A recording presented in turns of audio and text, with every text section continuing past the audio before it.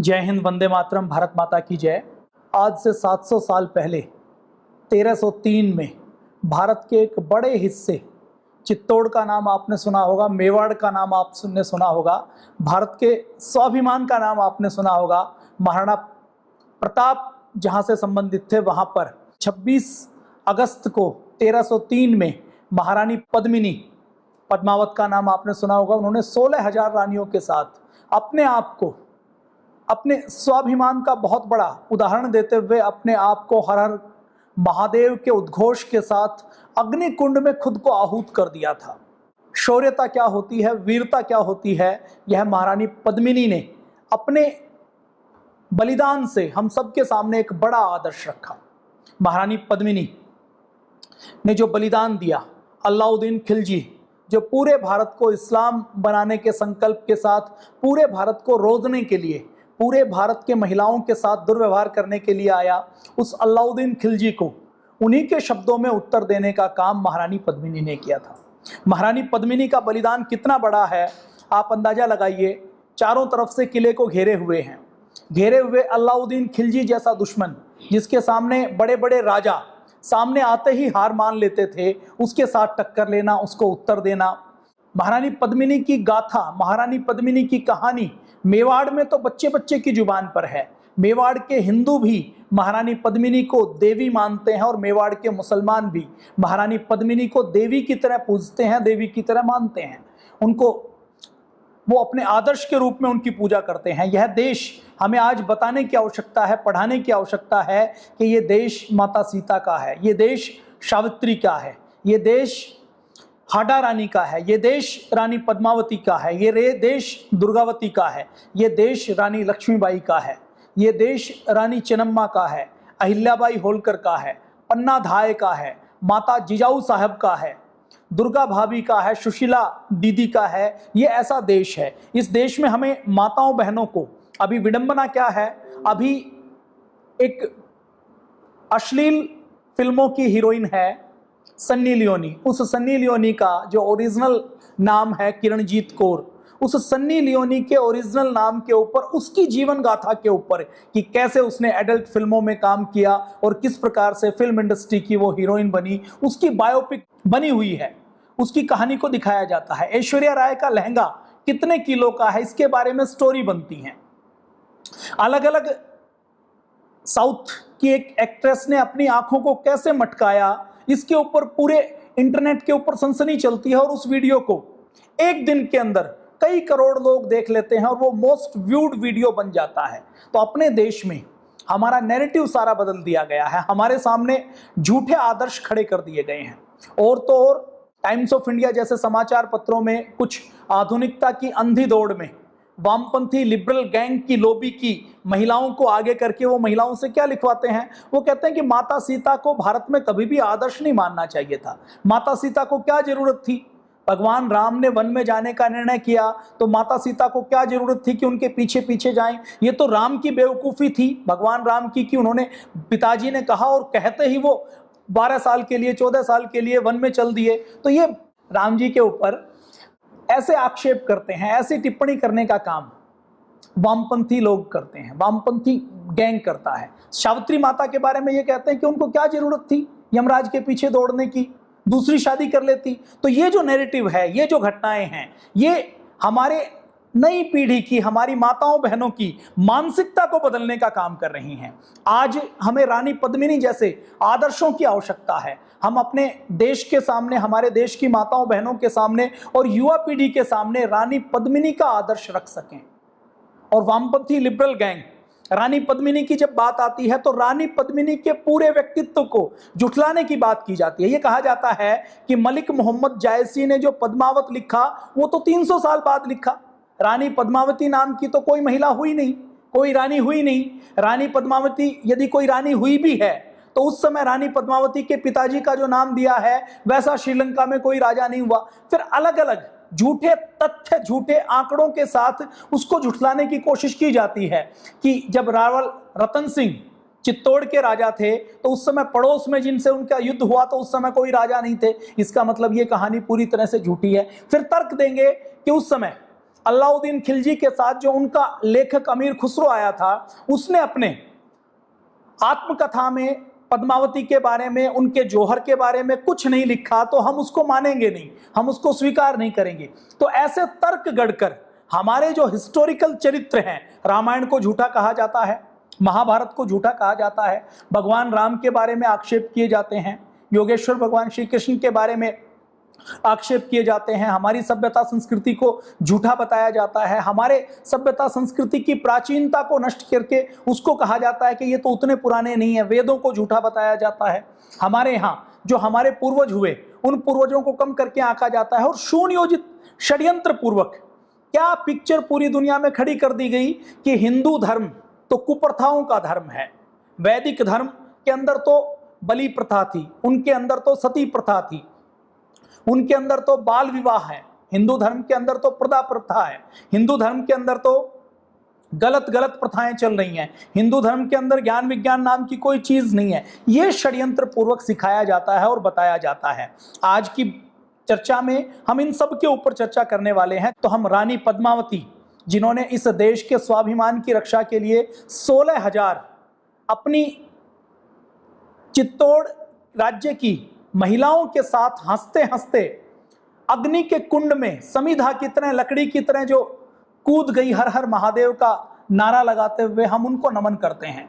रानी पद्मावती नहीं होती तो हमारा भारत वो भारत नहीं होता जो आज भारत है।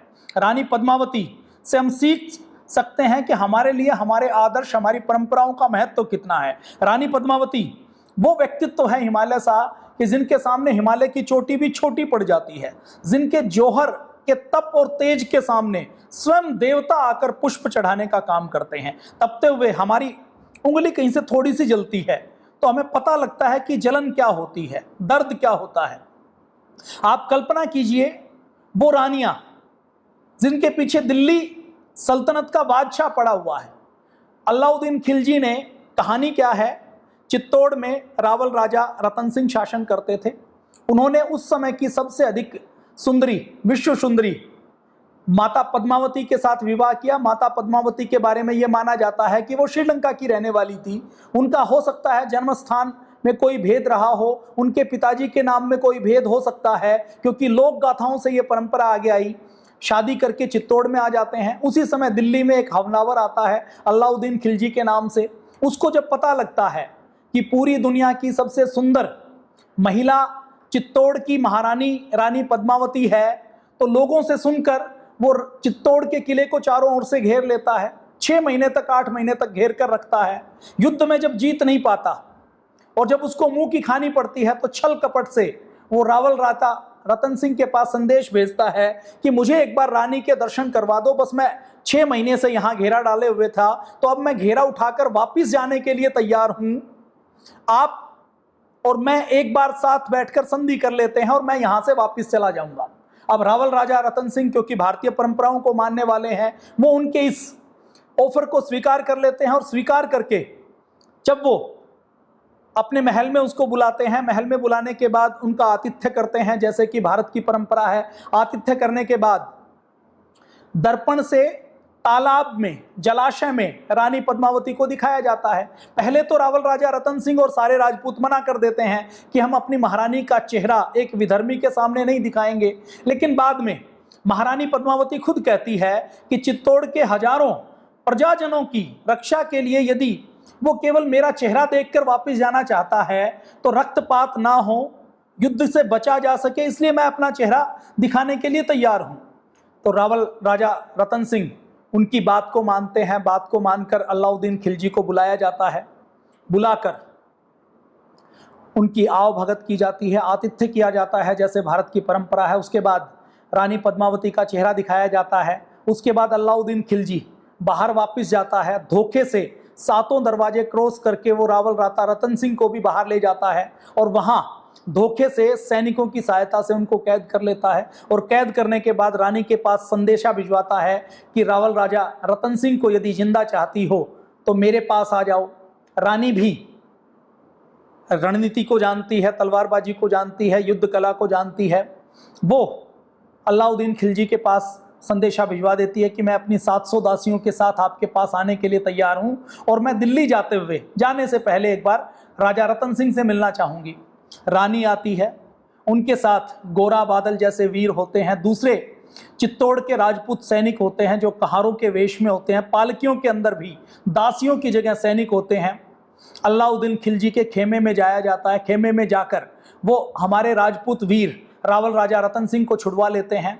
पूरे खेमे में हलचल मच जाती है, गाजर मूली की तरह अलाउद्दीन खिलजी की सेना को काट दिया जाता है, भगदड़ हो जाती है और रावल राजा रतन सिंह को बचाकर वापस किले में रानी पद्मावती लेकर आ जाती है। अब अलाउद्दीन खिलजी पूरी तरह से बिलबिला जाता है कि किसी भी कीमत पर मुझे तो बदला लेना है, अपमान के बदला लेना है, और उस महल को फिर घेर लिया जाता है।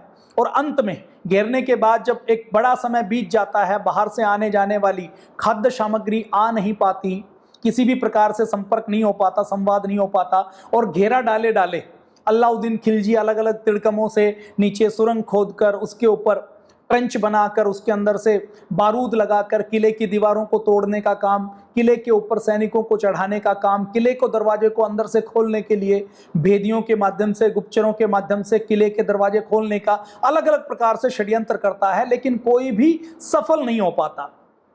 जब समय बहुत बीतता है और स्थिति ये बन जाती है कि किले के अंदर कोई भी खाने पीने का सामान शेष नहीं रहता, तो अंत में भारत की एक परंपरा रही है कि जब दुश्मन चारों ओर से घेर ले और उस समय कोई स्थिति ना बचे कि जीवित कैसे बचेंगे, तो उस समय अपने यहाँ दो शब्द आपने सुने होंगे, एक जौहर और एक शाका। जौहर, जब विदेशी हमलावर आते हैं और युद्ध में जीत की कोई संभावना नहीं होती और ये पता लग जाता है कि अब हार होगी, तो हमारे देश की वीर महिलाएं, छत्राणी महिलाएं उस समय इकट्ठी होकर निर्णय करती हैं कि अब हम अपने आप का बलिदान देंगे। क्यों बलिदान देंगे?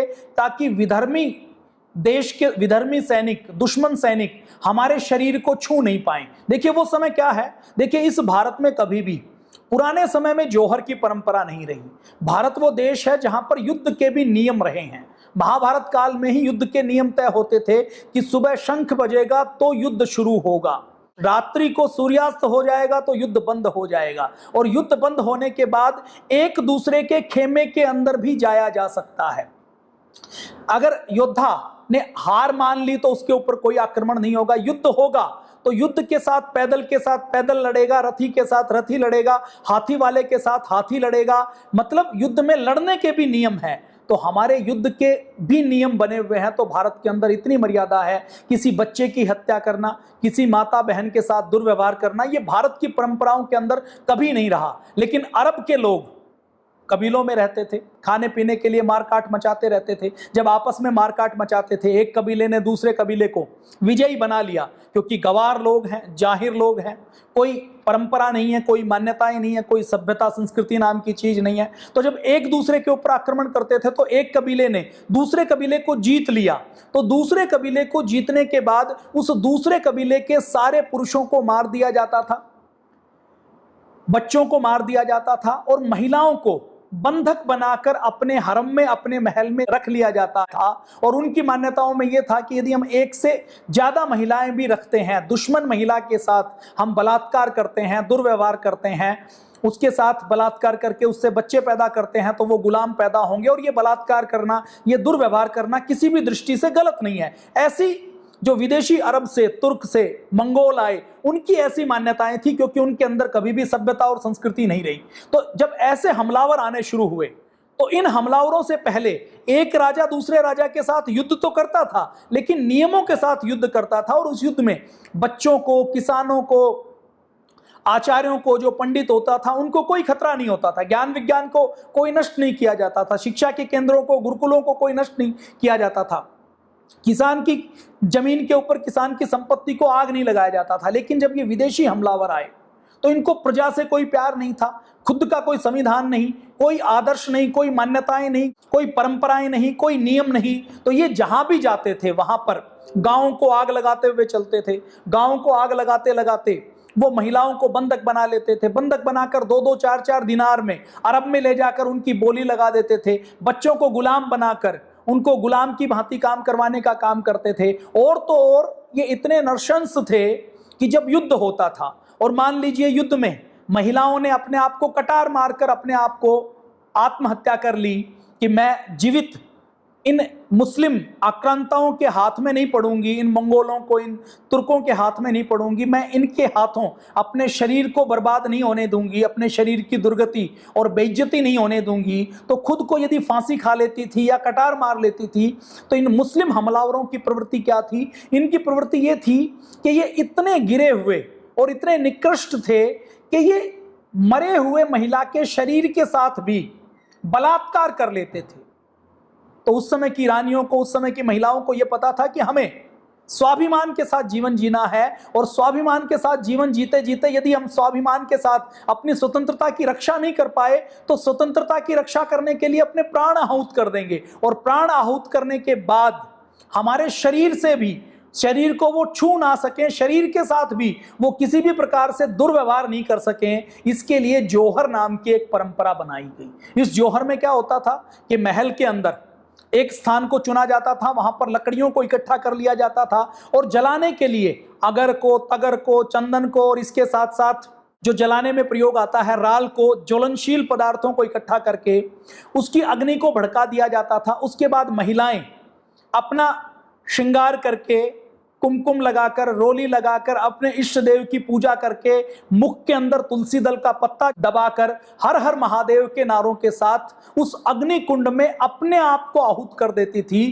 ताकि हमारी हड्डियां भी दुश्मन को ना मिले, राख ही राख उसको मिले। और उसमें जब वो आहूत करती थी, जो जौहर करते करते जितने जेवर हैं, जितने महंगे पदार्थ हैं, जितने खाने पीने के पदार्थ हैं, उनको भी जला दिया जाता था। इसके पीछे दर्शन क्या था कि यदि दुश्मन बड़ा है, हम जीत नहीं सकते, तो हम हारते हारते भी दुश्मन को हरा कर जाएंगे।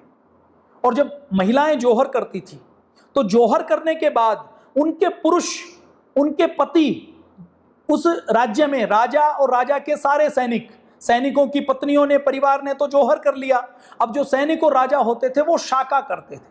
शाका किसे कहते थे कि उस समय अंतिम युद्ध पर जाते हुए वो केसरिया बाना बांध लेते थे और इस उद्देश्य के साथ, इस संकल्प के साथ निकलते थे कि अब तो हमें युद्ध भूमि में अपने प्राण देने हैं। मातृभूमि की रक्षा करते करते जितने अधिक दुश्मनों को हम मार सकते हैं उतने अधिक दुश्मनों को हमें मारना है, अपने प्राण देने हैं। और उस समय क्योंकि रानियों ने जौहर कर लिया, अब रानियों ने जौहर कर लिया तो उनके पास कोई मोह माया शेष नहीं है, कोई दुनिया के साथ, संसार के साथ आकर्षण नहीं है। उनका एक ही उद्देश्य है, अब तो मातृभूमि की रक्षा के लिए अपने आप को बलिदान करना। तो ये जो जौहर और शाके की परंपरा थी, इससे हमारे दुश्मन भी घबराते थे कि किसी किले को घेर लिया और घेरते हुए यदि जौहर और शाका किया गया, जौहर किया तो किले के अंदर कोई महिला नहीं मिलेगी, कोई बच्चा नहीं मिलेगा, और सारे पुरुष शाका करते हुए अपनी बलिदान देंगे, अपनी आहुति देंगे।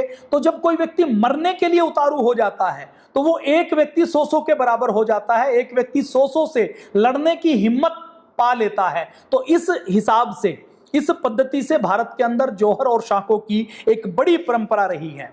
आपने वो गीत सुना होगा, यह है अपना राजपूताना नाज इसे तलवारों पर, इसने सारा जीवन काटा बर्छी तीर कटारों पर, यह प्रताप का वतन पला है आजादी के नारों पर, कूद पड़ी थी हजारों पद्मिनियां अंगारों पर, बोल रही है कण कण से कुर्बानी राजस्थान की है मिट्टी, इस मिट्टी से तिलक करो, यह मिट्टी है बलिदान की। ये जौहर की और शाके की परंपरा होती थी। ये हमारे भारत का बड़ा ज्ञान विज्ञान था।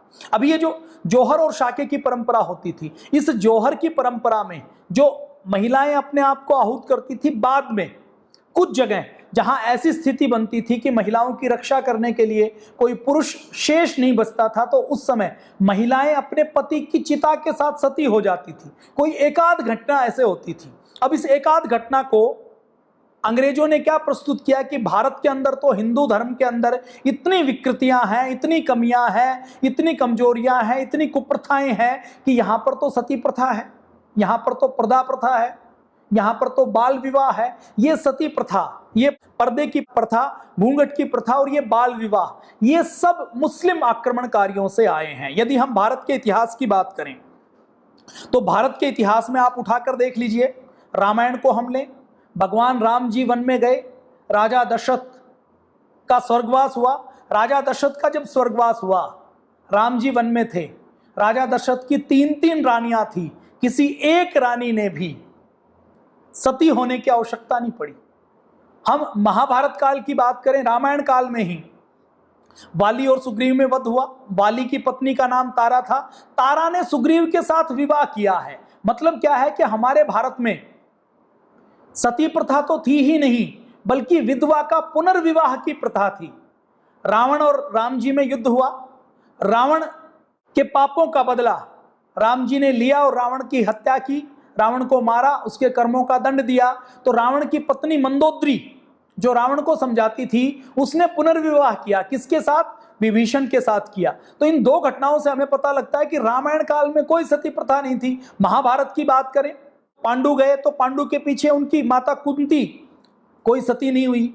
इसके बाद हम यदि बात करते हैं तो युद्ध में जितने योद्धा मारे गए, किसी भी योद्धा की कोई पत्नी सती नहीं हुई। युद्ध में अभिमन्यु मारा गया था। अभिमन्यु की पत्नी का नाम उत्तरा था, जो उस समय उनके पेट में परीक्षित थे, जो बाद में राजा परीक्षित के नाम से प्रसिद्ध हुए। राजा परीक्षित के बाद जन्मेजय की कहानी आती है, जिन्होंने नाग यज्ञ किया था। तो अभिमन्यु को घेर कर मारा गया, उनकी पत्नी सती नहीं हुई थी। महाभारत काल में कोई सती होने की कोई घटना नहीं। महाभारत काल के बाद की बात करें तो अलग अलग बाहर से यात्री आए, फाइयान आया, वेनसांग आया, इत्सिंग आया। इन सबके काल में कोई एक भी ऐसी घटना नहीं है जिसमें कोई महिला अपनी पति की मृत्यु के बाद सती हुई हो। अब इसके उलट दिखा क्या दिया गया कि भारत के अंदर तो सती प्रथा बहुत थी। अंग्रेजों ने उस समय 1829 के आसपास ये माहौल बनाना शुरू किया कि पूरे भारत को ईसाई बनाना है, और भारत को ईसाई बनाना है तो सबसे पहले भारत के धर्म में कमजोरियां ढूंढनी पड़ेंगी, भारत के धर्म को हीन मानना पड़ेगा, भारत के धर्म की कमजोरियां पूरी दुनिया के सामने और खुद भारतीयों के सामने रखनी पड़ेंगी। लॉर्ड मैकाले ने पहले ये कह दिया था कि ये भारत ऐसा देश है, यदि हमने इस भारत की सभ्यता और संस्कृति को नष्ट नहीं किया तो हम भारत को कभी भी जीत नहीं सकते, भारत में कभी भी हम अपना साम्राज्य कायम नहीं कर सकते।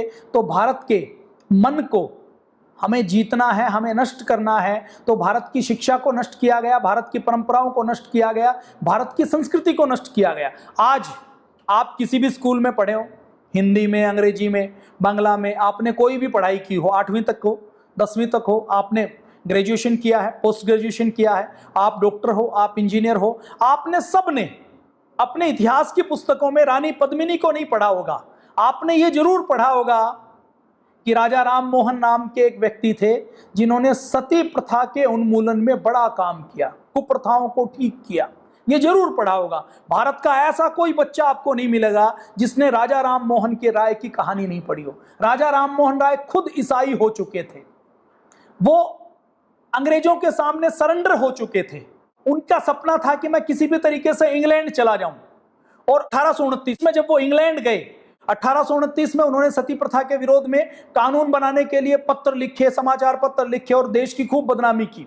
देखिए, सती प्रथा एक कुप्रथा थी, लेकिन वो बहुत थोड़ी मात्रा में थी। कितनी मात्रा में थी मैं आपके सामने लिखना चाहूंगा कि सती प्रथा, ये कहते हैं 1815 से लेकर 1823 तक सती होने वाली घटनाएं 63% अकेले कलकत्ता मंडल में होती थी, जहां पर अंग्रेजों का शासन था। लेकिन ये 63% कितनी थी कि 1842 में बंगाल सूबे में विधवा होने वाली महिलाओं की संख्या 2.5 लाख थी।